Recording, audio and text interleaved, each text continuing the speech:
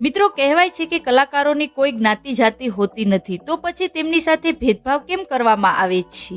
જી હા મિત્રો, દેશમાં એવા ઘણા લોકો છે જે ઠાકોર કોળી સમાજ સાથે ભેદભાવ કરે છે, તો કેટલાક દલિત અભિનેતાઓ સાથે ભેદભાવ કરે છે. ત્યારે મિત્રો, આજે આપણે જાણીશું કે ગુજરાતના કલાકારો અભિનેતાઓમાં કોણ કઈ જ્ઞાતિ સમાજમાંથી આવે છે. આજે ખુલશે બધા કલાકારોની પોલ. બસ ધ્યાનથી આ વિડીયો અંત સુધી જરૂર જુઓ અને તમારા ફેવરિટ કલાકાર કોણ છે તેનું નામ કોમેન્ટ બોક્સમાં જરૂર લખજો. વિક્રમ ઠાકોર.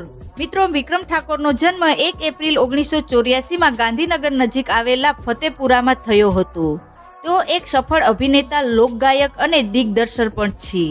તેમણે પહેલી ફિલ્મ વર્ષ 2006માં એકવાર પિયુને મળવા આવજો કરી હતી, જે એક સફળ ફિલ્મ રહી હતી. આ પછી તેમણે ઘણી બધી સફળ ફિલ્મો આપી છે, જેમ કે રાધા તારા વિના મને ગમતું નથી, પ્રેમી ઝૂક્યા નથી અને ઝૂકશે નહીં, અમદાવાદ, પાલનપુર, વાયા કડી, કલોલ વગેરે. હવે વિક્રમ ઠાકોરની જ્ઞાતિ વિશે વાત કરીએ તો તેઓ ઠાકોર એટલે કે કોળી જ્ઞાતિમાંથી આવે છે. નરેશ કંડુડિયા. મિત્રો, નરેશ કંડુડિયાનો જન્મ મહેસાણાના કનોડા ગામે 20 ઓગસ્ટ 1943ના રોજ થયો હતો. તેઓ ખ્યાતનામ ગુજરાતી ગાયક અને સંગીતકાર મહેશ કંડુડિયાના નાના ભાઈ હતા. નાનપણમાં જ માતાનું મૃત્યુ થયા પછી બંને ભાઈઓને ખૂબ જ તકલીફ વેઠવી પડી હતી. મિત્રો, નરેશ કંડુડિયાની જ્ઞાતિ વિશે વાત કરીએ તો ઇન્ટરનેટ પર ઉપલબ્ધ માહિતી પ્રમાણે તેઓ વણકર સમાજમાંથી આવે છે. હિતેન કુમાર.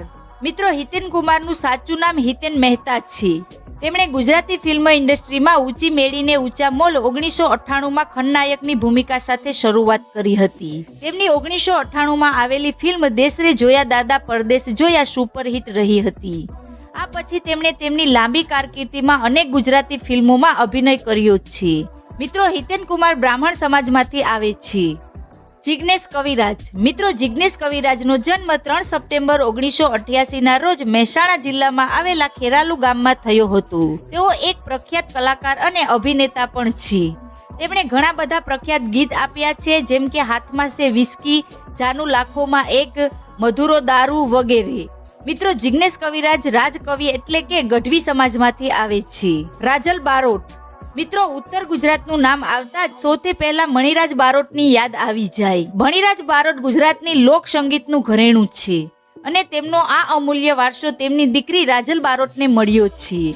રાજલ બારોટના જેટલા પણ વખાણ કરીએ એટલા ઓછા છે, કારણ કે મણિરાજ બારોટે જ્યારે આ દુનિયામાંથી વિદાય લીધી ત્યારે ફૂલ જેવી 4 દીકરી નોંધારી બની ગઈ હતી.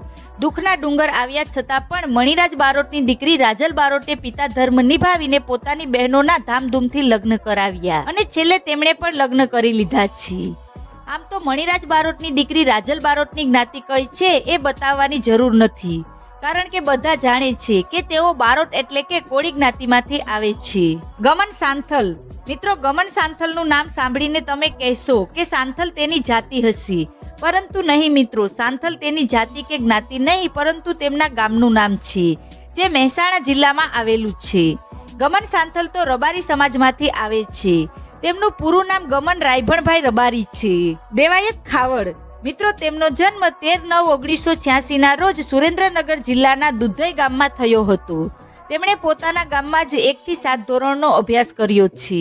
માધ્યમિક અભ્યાસ કરવા માટે દેવાયત તેના ગામથી 4 કિલોમીટર દૂર આવેલા સડલા ગામમાં જતો હતો. જોકે તેમને ભણવામાં જરાય રસ નહોતો, પરંતુ તેઓ સંગીત ક્ષેત્રે રસ દાખવતા હતા.